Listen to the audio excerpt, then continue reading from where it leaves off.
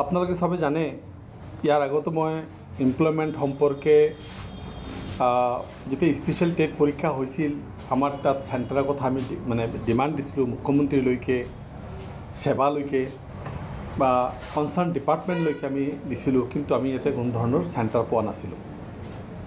আমি একেবাৰে প্ৰান্তীয় অঞ্চলৰ মানুহ, আমি কোনো ধৰণৰ সুবিধা নাপাওঁ। এইবাৰ থাৰ্ড গ্ৰেড মুখ্যমন্ত্ৰীয়ে বাৰ বাৰ 1 লাখ নিযুক্তিৰ কথা কৈ আহিছে যোৱা 3 বছৰৰ পৰা, আৰু সেই 1 লাখ নিযুক্তিৰ কাৰণে এডিআৰ আণ্ডাৰত আপোনালোকে সবেই জানে থাৰ্ড গ্ৰেড এণ্ড ফ'ৰ্থ গ্ৰেডৰ কাৰণে 15 ছেপ্টেম্বৰ আৰু 29 ছেপ্টেম্বৰ ডেট নিৰ্ধাৰণ কৰা হৈছে third grade and fourth grade. আৰু আমি লক্ষ্য কৰিছোঁ যে আমাৰ জিলাৰ পৰা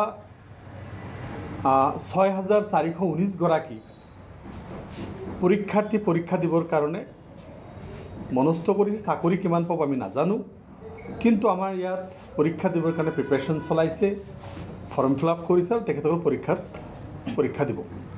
আমি অতি আচৰিত হৈছোঁ যে এই পৰীক্ষাৰ চেণ্টাৰ গোটেই কিয় দক্ষিণ শালমৰা, মানকাচৰ, ধুবুৰী, গোৱালপাৰা গোটেই মানে এক্সামিনেশ্যনটো গুৱাহাটীত কিয়?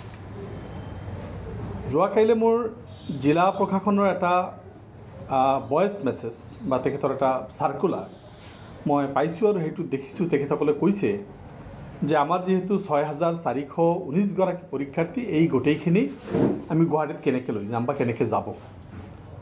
মই আচৰিত হৈছোঁ যে জিলা প্ৰশাসনে কৈছে যে আমাৰ জিলাৰ পৰা অকল 1000 মানুহে, মই ক'ব বিচাৰিছোঁ 1000 মানুহ নহয়, যিকেইটা নাইট ছুপাৰ আছে বা যিকেইটা ডে ছুপাৰ আছে, হায়েষ্ট 500-700 মানুহ যাব পাৰিব একদিনত। তো তেখেতসকলে 10 তাৰিখৰ পৰা যাব দিছে। যদি বাছত 10 তাৰিখত যায় আপুনি যাওক, আজি কোনো বাছত টিকেট নাপায়। এই 6,500 যিখিনি আমাৰ ইয়াত থাকিব, 6419 গৰাকী, তেখেতসকলে যাব কেনেকৈ পৰীক্ষা দিব? 10 তাৰিখত যদি যায়, 15 তাৰিখত যদি পৰীক্ষা হয়, 5 দিন আগতীয়াকৈ যাব লাগিব। আৰু তাত পৰীক্ষা দি পিছদিন আগতে আহিব নোৱাৰে, চৰকাৰী বাছত আহিব নোৱাৰে, কাৰণ এইটো আৰু 5 দিন। ডেট মিনছ 10 দিনমান লাগিব ইয়াৰ পৰা ট্ৰান্সপৰ্টেশ্যন কৰোঁতে আহোঁতে যাওঁতে। আমি আচৰিত হৈছোঁ যে মাননীয় মুখ্যমন্ত্ৰী ডাঙৰীয়াই কেনেকৈ হঠকাৰী সিদ্ধান্ত, শিক্ষামন্ত্ৰী কেনেকৈ হঠকাৰী সিদ্ধান্ত ল'ব পাৰে, বা আমাৰ এমপ্লয়মেণ্ট যিটো ছিষ্টেম, আমাক কি চাকৰিৰ পৰা বঞ্চিত ৰখাৰ এটা কৌশল নেকি? ইয়াত আপোনালোকে জানে অসমৰ চবতকৈ দৰিদ্ৰ মানুহ আমাৰ জিলাত। এই মানুহখিনি কেনেকৈ গুৱাহাটীত যাব? এটা প্ৰাইভেট গাড়ী ল'বলৈ গ'লে 7,000 টকা ভাড়া লয়, আৰু 7,000 2জন বা 3জন গ'লে, ছোৱালীবিলাক গ'লে এজন ল'ৰা লগত এজন বয়সীয়া গাৰ্জেন লগত যাব লাগিব। এক্সপেন্সটো কিহত আহিব? অন এন এভাৰেজ যদি আমি হিচাপ কৰোঁ যে গাড়ী এটা লৈ গ'ল বা 5 দিন আগত যদি বাছত গ'ল, 5 দিন পিছত যদি আকৌ 4 দিন পিছত যদি আহিল, লগত এজন গাৰ্জিয়ান লগত লৈ যদি যায়, আৰু এই পৰীক্ষা দি আহোঁতে যদি 10 দিন সময় লাগি যায়, তেতিয়াহ'লে বা 11 দিন সময় লাগি যায় ডিষ্ট্ৰিক্ট এডমিনিষ্ট্ৰেশ্যনৰ কোৱা মতে, তেতিয়াহ'লে কিন্তু আমাৰ পাৰ এক্সামি 10,000কৈ এভাৰেজ খৰচ আহিব। 10,000 × 6,000 হিচাপ কৰক কিমান টকা হয়।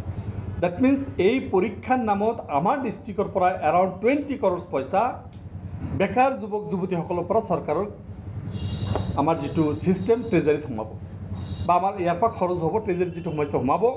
কিন্তু আমাৰ ইয়াত চাকৰি কেইজন পাব? বাৰ বাৰ আমি কৈ আহিছিলোঁ যে third grade and fourth grade চকীদাৰ চাকৰি এটা কৰিবৰ কাৰণে ডিষ্ট্ৰিক্টত আমাৰ যোগ্যতা নাই নেকি? ডিষ্ট্ৰিক্টৰ মানুহখিনিয়ে ইয়াত থাৰ্ড গ্ৰেড চকীদাৰ পিয়নৰ চাকৰি কৰিবৰ কাৰণে মানুহ নাই নেকি? চাৰ্কিট হাউচত সিদিনাখন দেখিছোঁ ল'ৰা আছিল, সিদিনাখন সুধিলে ল'ৰাটো ক'ত, মানে চাকৰি এৰি গুচি গৈছে। কিয়? ৱাই? কিয় চাকৰি এৰি গুচি গৈছে?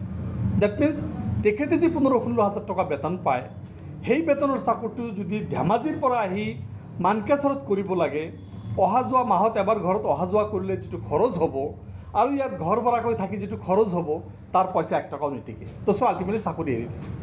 আপোনালোকে সবেই জানে আমাৰ টেট শিক্ষক এজন প্ৰণৱজ্যোতি মিলি, তেখেতে আমাৰ জিলাৰ পৰা এজন টেট শিক্ষক ধেমাজিৰ পৰা মিলি এজন ল'ৰা আহি ইয়াত চাকৰি কৰিবলৈ যাওঁতে তেখেতে আল্টিমেটলি খানাপাৰাত ছুইচাইড কৰি হেং কৰিব লগা হৈছে, ফাঁচি লৈ ওলমি আছে। লেটাৰ লিখি থৈ গৈছে যে আমি ইয়াত চাকৰি কৰিব নোৱাৰোঁ। তো চৰকাৰে ইয়াত টেট শিক্ষক ABCD পঢ়াব, অ পঢ়াবৰ কাৰণেও বেলেগ ডিষ্ট্ৰিক্টৰ পৰা মানুহ আনিব লাগিব। চকীদাৰ পিয়ন থাৰ্ড গ্ৰেড সৰু সুৰা কেৰাণীৰ যিখিনি কাম কৰা third grade and fourth grade, সেইখিনি কাৰণে বাহিৰৰ ডিষ্ট্ৰিক্টৰ পৰা মানুহ আনিব লাগিব। জিলাভিত্তিক কৰিব নোৱাৰে নেকি? এইটো জিলাত যদি 6,000 মানুহৰ ইণ্টাৰভিউ হ'লহেঁতেন চবেই নিজৰ ঘৰৰ ভাত খাই কৰিব পাৰিলেহেঁতেন। তাত যদি পৰীক্ষা যদি তেখেতসকলে ভাবে যে ইয়াত খেলি মেলি হ'ব, প্ৰব্লেম হ'ব, CC কেমেৰা লগা কিন্তু ছিষ্টেম আহি গৈছে আজিকালি। CC কেমেৰাত ৰাখি দিয়ক, যি CC কেমেৰাত বেয়া কাম কৰিব ধৰা পৰিব তাক এক্সপেল কৰিব, আমাৰ ক'বলৈ একো নাই। কিন্তু কিয় দক্ষিণ শালমাৰা মানকাছাৰ 3.5 কিলোমিটাৰ 10 দিন আগত 10 তাৰিখ 15 তাৰিখত পৰীক্ষা, 29 তাৰিখত পৰীক্ষা, 10 দিন আগত গৈ তাত থাকিব লাগিব, 5 দিন আগত গৈ 10 তাৰিখৰ আগত গৈ তাত থাকিব লাগিব, আৰু পৰীক্ষা শেষ হোৱাৰ পিছত গাড়ী নাপাব যদি প্ৰাইভেট গাড়ীত আহিব, গভৰ্ণমেণ্ট চৰকাৰী বাছত আহিব খোজে। আমাৰ তাত ৰেলৱে কানেকশ্যন নাই, আপোনালোকে চবে জানে। অতি পৰিতাপৰ বিষয়, গোৱালপাৰা জিলা প্ৰশাসনে ছেপাৰেট ৰেলৰ ব্যৱস্থা কৰিছে গুৱাহাটীলৈকে, এইখিনি মানুহ লৈ যোৱাৰ কাৰণে আনাৰ কাৰণে। What our district administration is doing? আমাৰ ডিষ্ট্ৰিক্ট এডমিনিষ্ট্ৰেশ্যনে অকল আপোনালোকে আগতীয়া 5 দিন আগত যাওক এইখিনি কথা কৈ সামৰিছে। তেখেতে ইলেকশ্যনৰ সময়ত যদি মেঘালয়ৰ পৰা গাড়ী আনি ব্যৱস্থা কৰিব পাৰে, ৱাই নট দিছ টাইম? এই মানুহবিলাকে মেঘালয়ৰ পৰা যদি 100মান গাড়ী আনি দিলেহেঁতেন, 200মান গাড়ী আনি দিলেহেঁতেন, দুদিনৰ কাৰণে ৰিকুইজিশ্যন কৰি আনি দিলেহেঁতেন, এই ল'ৰাবিলাক একদিনে গৈ পৰীক্ষা দি ঘূৰি আহিব পাৰিলে। ডিষ্ট্ৰিক্ট এডমিনিষ্ট্ৰেশ্যন কৰা নাই। আমাৰ 6,000 মানুহ কি হওক, মাননীয় মুখ্যমন্ত্ৰী ডাঙৰীয়াই ইচ্ছাকৃতভাৱে, মাননীয় শিক্ষামন্ত্ৰী ডাঙৰীয়াই ইচ্ছাকৃতভাৱে, আমাৰ এমপ্লয়মেণ্ট ছিষ্টেমটো ইচ্ছাকৃতভাৱে অসম চৰকাৰে আমাক দক্ষিণ শালমাৰা মানকাছৰ বাকী মানুহক যাতে চাকৰি নাপায়, যাতে ইণ্টাৰভিউ দিব নোৱাৰে, যাতে কলেজ বিচাৰি নাপায়, দুখীয়া যি BPL ফেমিলিবিলাকে যিবিলাক চাকৰি কৰিব, আজি মেট্ৰিক হায়াৰ ছেকেণ্ডেৰী পাছ কৰা ল'ৰা ছোৱালীবিলাকে কেনেকৈ যাব, কেনেকৈ আহিব, ক'ত থাকিব? ইমান হোটেল একামোডেশ্যন আছেনে গুৱাহাটীত? ৰাতি ক'ত থাকিব তেখেতসকলে? গোটেই অসমৰ পৰা আজি ধুবুৰীৰ পৰা, গোৱালপাৰাৰ পৰা, দক্ষিণ শালমাৰাৰ পৰা গোটেইখিনি যদি আজি পিক আপ কৰি গুৱাহাটীত লৈ যায়, হোৱেৰ ইজ দ্য হোষ্টেল? কোনটো হোটেল আছে? গুৱাহাটীৰ মানুহৰ ব্যৱসায় উন্নত কৰিবৰ কাৰণে আমাৰ ছিষ্টেম কৰা হৈছে নেকি?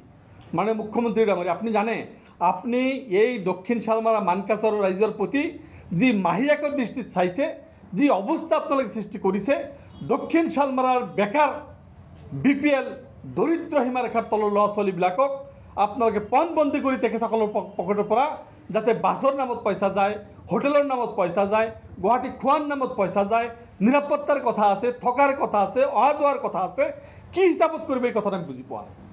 অত্যন্ত দুৰ্ভাগ্যজনক। ইয়াৰ আগতে স্পেচিয়েল টেট পৰীক্ষা পাতিছিল আমাৰ গুৱাহাটীত, তেতিয়া মই আন্দোলন কৰিছিলোঁ, তেতিয়া মই মুখ্যমন্ত্ৰীৰ লগত পাৰ্চনেলি দেখা কৰিছিলোঁ, তেতিয়া মই সেৱাৰ আণ্ডাৰত পৰীক্ষা পাতিছিল, সেৱাৰ লগত সেৱাৰ আমাৰ যিজন চেয়াৰমেন তেখেতৰ দেখা কৰিছিলোঁ।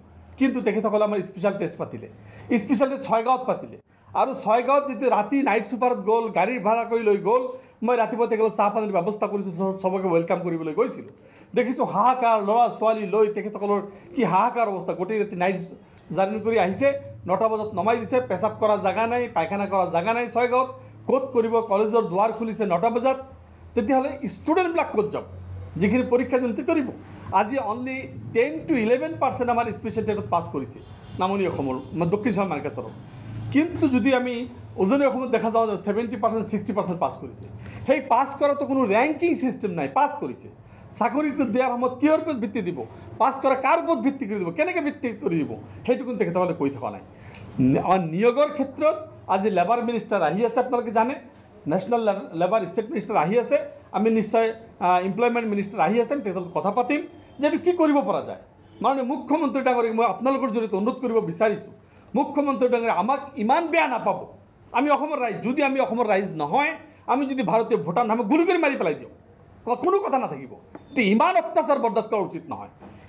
ইমান আপোনাৰ যিবিলাক কথা মুখেদি যেনেকৈ বিষ ওলায়, এইবিলাকৰ জৰিয়তে আমাৰ মানুহ হাহাকাৰ সৃষ্টি হৈ গৈছে। আপুনি যি ধৰণে কাম ষ্টাৰ্ট কৰিব বিচাৰিছে, এতিয়া আমাক পেটত মৰাৰ ব্যৱস্থা কৰিছে। আমাৰ ইয়াৰ চকীদাৰটো, পানী লৈ যোৱা মানুহটো, ফাইলটো দাঙি লৈ যোৱা মানুহটো, আমাৰ DC অফিচ ঝাৰু দিয়া মানুহটো, আমাৰ চাৰ্কিট অফিচ ঝাৰু দিয়া মানুহটো, আমাৰ স্কুলৰ পিয়ন চকীদাৰ কৰা মানুহটো, সেইবিলাক কিন্তু আজি বাহিৰা অঞ্চলৰ পৰা ইয়াত কৰিছে। আমি তেখেতসকলক ৱেলকাম কৰিছোঁ। বহুতে শিক্ষকে কৈছে, ছাৰ আমি ক'ত থাকোঁ, আমি কোনখন ঘৰত থাকিম, আমি যিখিনি পইচা পাওঁ 10,000 টকা, 8,000 টকা, 12,000 টকা ঘৰ ভাড়া দি আমাৰ কি পোচাব? আপোনালোকে এটা হোষ্টেল বনাই দিয়ক। মানে বিভিন্ন ধৰণৰ তেখেতসকলৰ যিটো কাতৰ অনুৰোধ। কিন্তু যদি এইটো আমাৰ লোকেল স্থানীয় ডিষ্ট্ৰিক্ট ৱাইজ যদি টেট পাতিলেহেঁতেন, ডিষ্ট্ৰিক্ট ৱাইজ যদি এমপ্লয়মেণ্ট সৃষ্টি কৰিলেহেঁতেন, 3rd grade 4th grade district wise কৰিলেহেঁতেন, হয় বিজেপি চৰকাৰ আপোনালোকৰ আছে, আপোনালোকে আহি বহক, ইয়াতে বহক, যিখিনি পৰীক্ষা দিয়ে মেৰিটৰ ভিত্তিত দিয়ক। কিন্তু গোটেই অসম মেৰিটৰ ভিত্তিত দি যিখিনি এমপ্লয়ীক দিছে সেইখিনি কিন্তু বিতুষ্ট হৈ আছে। আপুনি পাৰ্চনেলি খবৰ লওক সেইকাৰণে মই আপোনালোকৰ জৰিয়তে মাননীয় মুখ্যমন্ত্ৰী আৰু অসম চৰকাৰক মই এইটো জনাব বিচাৰিছোঁ যে এনেকুৱা অন্যায় কৰিব নাপায়, আপোনালোকে আমাক এনেকৈ ঠগিব নাপায়, আমাৰ প্ৰতি ইমান বৈষম্য কৰিব নাপায়। এইটো অন্যায়, এইটো অত্যাচাৰ।